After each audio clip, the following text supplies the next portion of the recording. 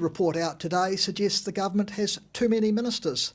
To talk about that, I'm joined by New Zealand Initiative Research Fellow Max Salmon. So, what, we have far more ministers than other similar countries? Yeah, that's the long and short of it, essentially. If you take similar countries, similar populations, parliamentary democracies, we are about triple the number of ministerial portfolios, more than double the number of departments, and about half again as many ministers. So what's bad about that? I mean, on the surface, it might mean that these areas get better treatment, more specialist, more attention. I do think that was the motivating reason that we've ended up with the system we have. However, the real problem is the complexity. So if you imagine a four-tiered, 4 rows, and across the rows lots of lines connecting them. You've got policy sectors here, then the departments in charge of them, and then next to them you have the ministerial portfolios, and across those you have the ministers themselves. In between all of these, it's a massive interconnected mess. It's incredibly convoluted. MB, the Ministry for Business, Innovation and Employment, answers to no less than 16 ministers. There are policy sectors like environment are split across 5 or so different departments and agencies. It has become needlessly complex, I think in part because no one really thinks of looking at what's right in front of their nose and saying, is this how we should be doing it?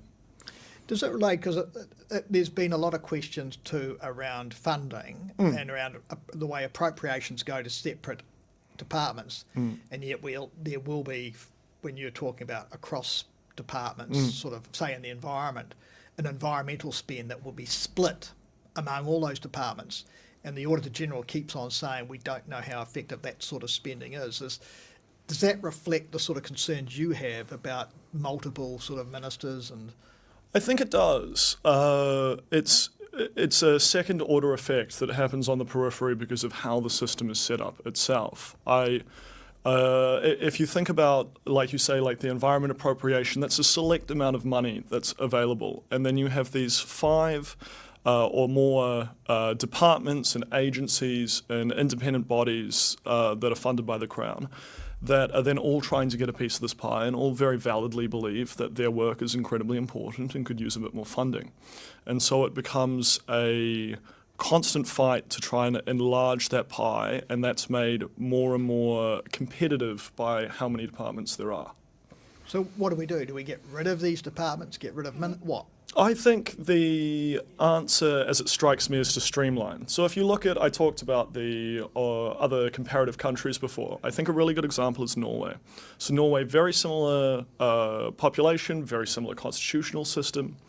And the main difference with them is that they have an incredibly streamlined setup. So you have the policy sector, which is the environment, and then for that you have a single ministry for the environment that covers all things to do with the environment, and then you have a single portfolio, the environmental minister, and then you have a single minister that holds that portfolio. And so it's not even necessarily, there's a lot of talk at the moment about public sector cuts and so on. It's completely agnostic of the size of the public service itself, and it's about the structural organisation. And I think the answer is to go back to look overseas and see how things are done and ask ourselves, all right, could we be doing as well as they are? I mean, the previous national-led government tried to do that, I suppose, in a way with MB when it brought together a whole lot of agencies, departments it thought had kind of similar outcomes around the economy and what have you, or interests, and yet we've ended up, 16 ministers who... Yes, and I think that's part of the problem, I think, there may be one CE of MB, but there's no one minister of MB. I think the other issue is that the portfolios within MB aren't as interrelated as perhaps envisioned at the time of its creation. And I think, and subsequently it is too ranging and too large, and perhaps a good example of what we shouldn't do if we stop to consider what potential reforms might look like. So in terms of your research note, you'd put a limit of 20 ministers total in the executive? Yes, I can't see a reason for much beyond that. I'd be open to something akin to the UK's junior minister system, where currently, although we have associate ministers, every associate minister is in fact a full minister that holds additional associate portfolios. I'd be open to having outside of Cabinet several associate ministers, if need be, for portfolios that are understandably quite large and complex. And you've also raised the suggestion, though, that a few ministers could be appointed from outside of Parliament, which would be obviously a big step. Yes, yeah, big step for us, but I think it's important that we start the conversation. I think that at the moment we're very limited by the fact that ministers must come from within Parliament. So I think about 44% of the current ministers, the current MPs that make a government, 44% of them are also serving as members of the executive, which I think has a variety of downflow effects that I don't talk about in the report because they're more related to democratic reform. However, I think that we need to recognise that with such a small selection size for ministers, we are unnecessarily tying our hands in terms of the expertise that could be brought to government.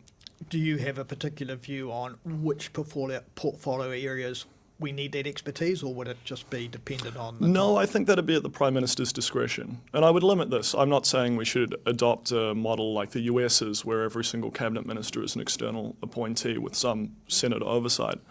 I think that this would be a limited number of ministers to essentially allow for what happens very riskily under the list system currently, where list appointees are normally these more technocratic expert officials. However, when you have an electoral sweep, like as has happened at the last 2 elections, and suddenly the number of list MPs entering Parliament is low, that really throws a spanner in those works. So it'd be more about reassuring New Zealand and reassuring the government that they were going to have the expertise necessary to run the country effectively. Max Salmon, thank you for your time. Thank you very much for having me, Brent.